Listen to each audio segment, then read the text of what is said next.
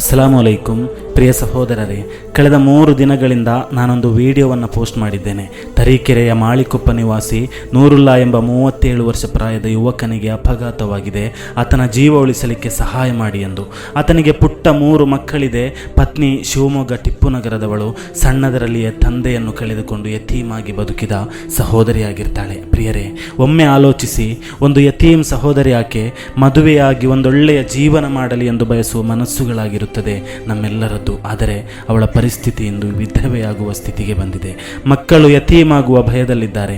ನಾನು ವಿಡಿಯೋವನ್ನು ಶಿವಮೊಗ್ಗದ ಸಮಸ್ತ ಯುವ ಜನತೆಯಲ್ಲಿ ನೆರವನ್ನು ಕೇಳಲಿಕ್ಕೋಸ್ಕರ ಮಾಡ್ತಾ ಇದ್ದೇನೆ.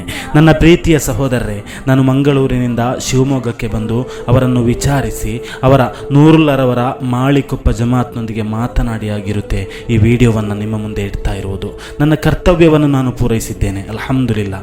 ಇನ್ನು ನಿಮ್ಮ ಮೇಲಿರುವ ಕರ್ತವ್ಯವಾಗಿದೆ ಪೂರೈಸಬೇಕಾದದ್ದು. ಪ್ರಿಯ ಸಮುದಾಯವೇ, ನಾವು ನಮ್ಮ ಸಮುದಾಯದ ವಿಷಯ ಬಂದಾಗ ಎಲ್ಲ ರೀತಿಯಲ್ಲೂ ಮುಂಚೂಣಿಯಲ್ಲಿ ನಿಂತು ಅದಕ್ಕಾಗಿ ವ್ಯವಸ್ಥೆಗಳನ್ನು ಮಾಡುತ್ತೇವೆ, ಅದಕ್ಕಾಗಿ ನಾವು ಮನಮಿಡಿಯುತ್ತೇವೆ. ಆದರೆ ಇವತ್ತು ಮನಮಿಡಿಯಬೇಕಾದಂತಹ ಸಮಯವಾಗಿದೆ. ಏಕೆಂದರೆ ಆಕೆ ಸಣ್ಣದರಲ್ಲಿಯೇ ತಂದೆಯನ್ನು ಕಳೆದುಕೊಂಡ ಯತೀಮಳಾಗಿದ್ದಾಳೆ.